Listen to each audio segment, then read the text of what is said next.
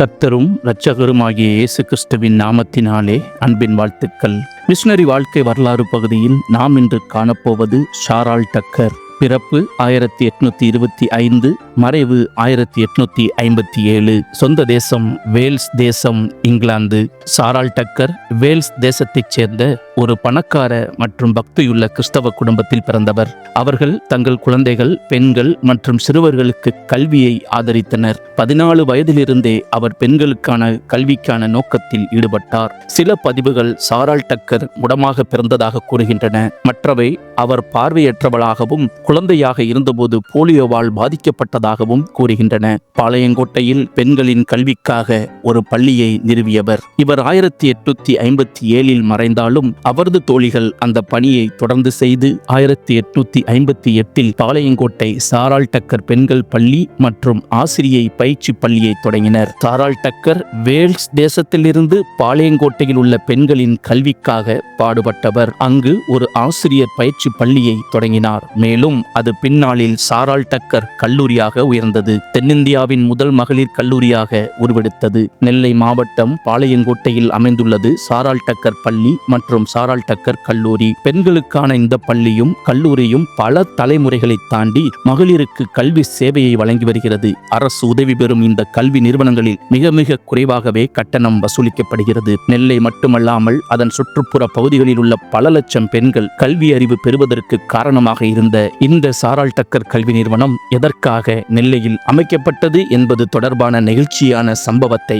காணலாம். நெல்லை தூத்துக்குடி பக்கம் யாராவது வந்தீர்கள் என்றால் அங்கிருக்கும் 3 தலைமுறை பெண்களிடம் பேசி பாருங்கள். 10க்கு 8 பேர் நான் STSCயில் படித்தேன் என்று சொல்வார்கள். கிட்டத்தட்ட 20 லட்சம் பேர் படித்த பள்ளி கல்லூரிதான் இந்த STC, அதாவது சாராள் டக்கர் கல்லூரி. சாராள் டக்கர் என்ற பெயரை கேட்டதுமே உங்களுக்கு புரிந்திருக்கும். யாரோ ஆங்கில நாட்டு பெண்மணியான சாராள் டக்கர் திருநெல்வேலிக்கு வந்து ஒரு பள்ளிக்கூடத்தை தொடங்கி பெண் பிள்ளைகளை படிக்க வைத்திருக்கிறார் என்றுதான் பலரும் நினைத்திருப்பீர்கள். ஆனால் உண்மை அதுவல்ல. உண்மை என்னவென்றால் அது 18ஆம் நூற்றாண்டு. ஆங்கிலேயர்களிடமிருந்து நாம் சுதந்திரம் வாங்கவில்லை. அந்த காலகட்டத்தில் பிரிட்டன் பெண்மணியான சாராள் டக்கர் என்பவரின் அண்ணன் ஜான் டக்கர் திருநெல்வேலியில் மருத்துவ பணியை செய்து வருகிறார். அந்த சமயத்தில் ஜான் டக்கர் திருநெல்வேலியில் தான் சந்திக்கின்ற சில சுவாரஸ்யமான சம்பவங்களை பற்றி பிரிட்டனில் இருக்கும் தனது தங்கை சாராள் டக்கருக்கு கடிதமாக எழுதுவார். ஏனென்றால் அந்த பெண் சாராள் டக்கர் ஒரு மாற்றுத்திறனாளி, 2 கால்களும் இல்லாத பெண். வீட்டுக்குள்ளேதான் இருப்பார். அதனால் அவருக்கு பொழுதுபோக வேண்டும் என்பதற்காகவும் இந்தியா என்ற ஒரு நாட்டை பற்றி தெரிந்து கொள்ள வேண்டும் என்பதற்காகவும் தனது தங்கைக்கு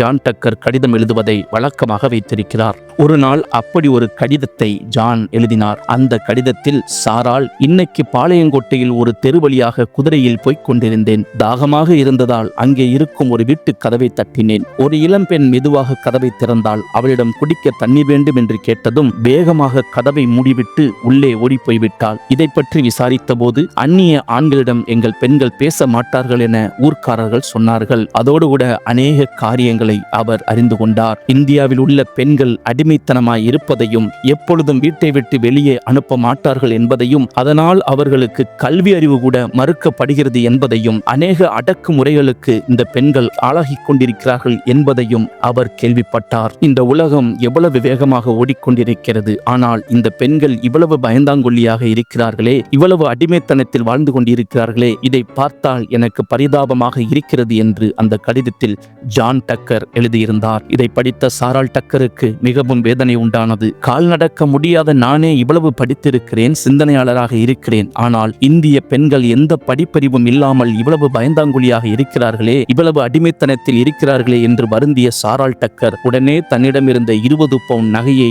ஜான் டக்கருக்கு அனுப்பி வைத்து, அண்ணா, எனக்காக தயவு செய்து பாளையங்கோட்டையில் உள்ள பெண்களுக்காக ஒரு பள்ளியையும் கல்லூரியையும் தொடங்குமாறு சொல்கிறார். தங்கையின் பேச்சை தட்டாத ஜான் டக்கரும் சாராள் டக்கர் பெயரிலேயே பள்ளியையும் கல்லூரியையும் தொடங்குகிறார். ஆனால் என்ன ஒரு துரதிர்ஷ்டம்! சாராள் டக்கர் நோய்வாய்ப்பட்டு இறந்து விடுகிறார். 13 வருடங்கள் எப்படியோ பணத்தை திரட்டி நடத்திவிட்டார்கள். ஆனால் அதற்கு பிறகு அவர்களால் அதை நடத்த முடியவில்லை. ஸ்கூலையும் காலேஜையும் இழுத்து மூடிவிட்டார்கள். சாராளின் இந்த மரணத்தை அருகில் இருந்து பார்த்த அவரது தோழிகளான சோஃபியா, மரியா, ஜோன்வா ஆகியோரால் அவரது இழப்பை ஏற்றுக்கொள்ள முடியவில்லை. எப்படியாவது சாராளின் ஆசையை நிறைவேற்றிவிட வேண்டும் என்று எண்ணிய அவர்கள் லண்டனில் இரவு பகலாக சுற்றி பல ஆண்டுகளாக கஷ்டப்பட்டு கடினப்பட்டு 811 பவுன் தங்கத்தை சேர்த்து சாராளின் அண்ணன் ஜான் டக்கருக்கு அனுப்பி வைக்கிறார்கள். எங்கள் தோழி சாராள் டக்கரின் ஒரே ஆசை நிராசையாய் மாறிவிடக்கூடாது. மீண்டும் சாராள் டக்கர் பள்ளியையும் கல்லூரியையும் ஆரம்பியுங்கள், அங்கிருக்கும் ஏழை பெண்களை படிக்க வையுங்கள் என்கிறார்கள். இன்றைக்கு வரைக்கும் 3 தலைமுறை பெண்களுக்கு கிட்டத்தட்ட 20 லட்சத்துக்கும் மேலான பெண்களுக்கு கல்வி செல்வத்தை கொடுத்திருக்கிறது சாராள் டக்கர் பள்ளியும் சாராள் டக்கர் கல்லூரியும். ஆனால் சாராள் டக்கர் ஒரு முறை கூட இந்தியாவுக்கு வந்ததே இல்லை. திருநெல்வேலியை அவர் பார்த்ததே இல்லை. பாளையங்கோட்டை எப்படி இருக்கும் என்று கூட அவருக்கு தெரியாது. இந்திய பெண்கள் எப்படி இருப்பார்கள் என்பது கூட அவருக்கு தெரியாது. அவர் நினைத்திருந்தால் தனது அண்ணன் எழுதிய கடிதத்தை படித்து சிரித்துவிட்டு கடந்திருக்க முடியும். ஆனால் ஏதோ ஒரு தேசத்தில் பிறந்து வளர்ந்த பெண்கள் கல்வி அறிவு இல்லாமல் இருக்கிறார்களே, அவர்களின் வாழ்க்கையை எப்படியாவது முன்னேற்றிவிட வேண்டும் என்று கனவு கண்டாலே தூரதேசத்துக்கு சொந்தக்காரியான சாராள் டக்கர் அவர்தான் நிஜமான தேவதை.